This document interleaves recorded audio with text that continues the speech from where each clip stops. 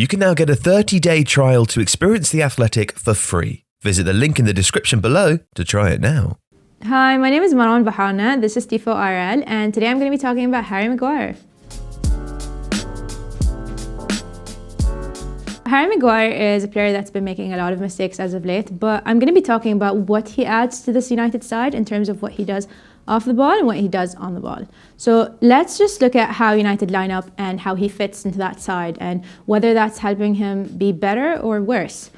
So just a typical United lineup, we have Shaw, Maguire, Varane, Dalot, Pogba, McTominay in the pivots, Fernandes in that attacking midfielder role, and then Sancho and Rashford, with them switching flanks frequently, and Ronaldo.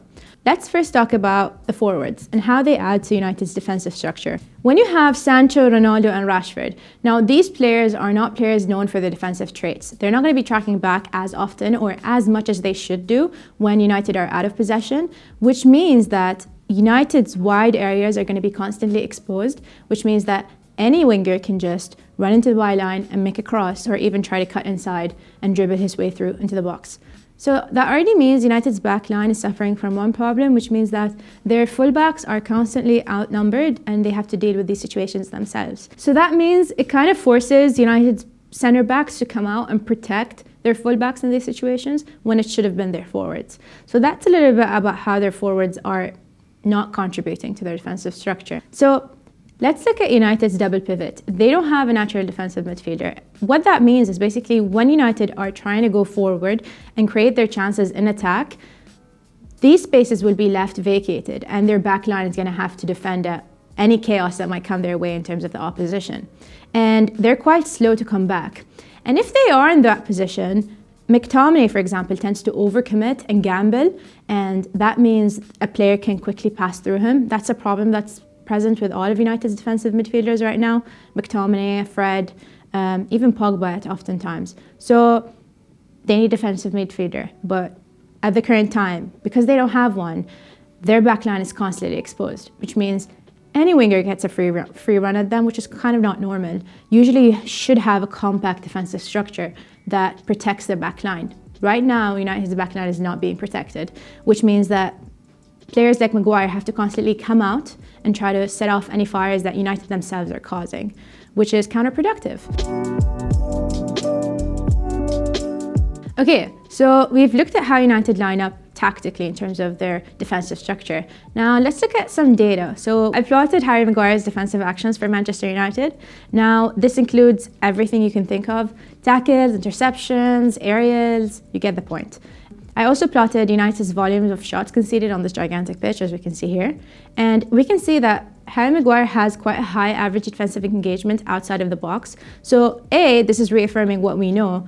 B is that he's having to cover for a lot of United's mistakes out of possession. So he has to engage high and commit to closing down these players instead of sitting deep and actually protecting and guarding space. Second, what that does is United is conceding a lot of shots from these central areas. That's not normal. A team of their stature, especially like a Manchester City or a Liverpool, do not concede shots from the central areas as they do. This is the most dangerous area to concede shots from, and this is where United are conceding shots from. This obviously is very problematic for any defender. So if you put a Ruben Diaz or a Virgil van Dijk even, they're going to struggle in this back line because they're not being protected by their structure, their teammates. And defense is a team game, so no one individual defender can fix and cover up all of a team's mistakes. And that's what they're trying to do with Harry Maguire. He's a good defender, he just can't do everything all in one go. He can't be United's biggest aerial threat, he can't be the one to close down players, he can't be the one to guard space. Those roles have to be distributed along the entire team, and they kind of need a defensive midfielder to pick up some of the slack. So I talked a lot about what Harry Maguire does out of possession, and that's cool, but where he's actually impressive is what he does on the ball. So what I did was I plotted all of his progressive pass clusters. Now, that's a lot of jargon. What that basically means is I took all of his passes that move the ball forward and I put them in a machine, and it spit out all of these different categories in terms of how he progresses, where he progresses, the angle, the distance, and all of that cool stuff. So I have most frequent is green, red is second most frequent, blue is third least frequent.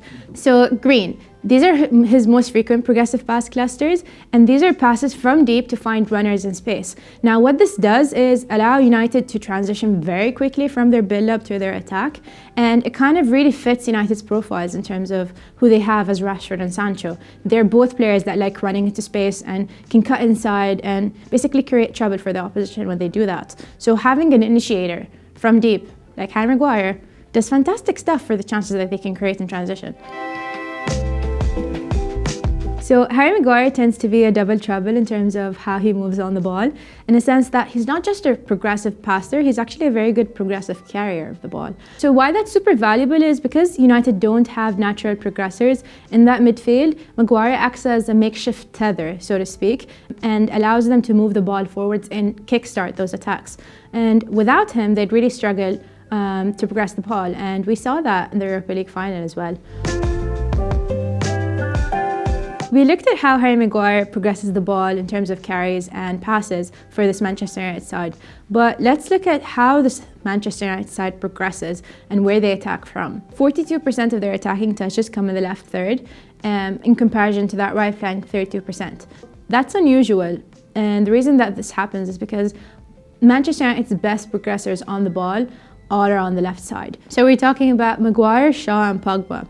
And when you compare them to their right counterparts, you have Wan-Bissaka and Scott McTominay. Now these are not players known for their ability on the ball. So what that does is it kind of makes Manchester United look like a one-trick pony, and they're not able to split the balance of their attacks. So when you compare it to a team like Manchester City or Liverpool, they actually have balance coming from all thirds. What this does is basically gives them option when they're moving the ball and creating chances. They can give it to a Sterling or Kevin De Bruyne or a Mahrez. With this Manchester United side, they tend to focus and direct all of their attacks through the left because that's basically where all of the good players are. This kind of proves why Harry Maguire is very important to this United side. Without him on the left, they can't initiate all their attacks, and they'd basically, instead of becoming a one-trick pony, they become a no-trick pony. You need a player that from deep to be able to find all of these creative players, so you can let the creative players create. But without them, without a Harry Maguire, they won't be able to do any of that. Yes, Harry Maguire is more than a defender, and what he contributes on the ball is very important for this Manchester United side, but that doesn't mean he's a bad defender. With a better coaching structure that doesn't leave the back line exposed all the time, forwards that track back, a double pivot that actually protects the back line, means that we would and are able to see a better Harry Maguire. If you like this video, please consider subscribing to the channel. And if you do enjoy Tifo, then you'll probably also like The Athletic. If you watch our tactics videos, you should go and read Michael Cox. If you're into data, read Mark Carey. And if you're into transfers, it's David Ornstein. Plus, if you're a fan of any Premier League team, then there's a journalist dedicated to you, and you can try it for free for 30 days now by clicking the link in the description.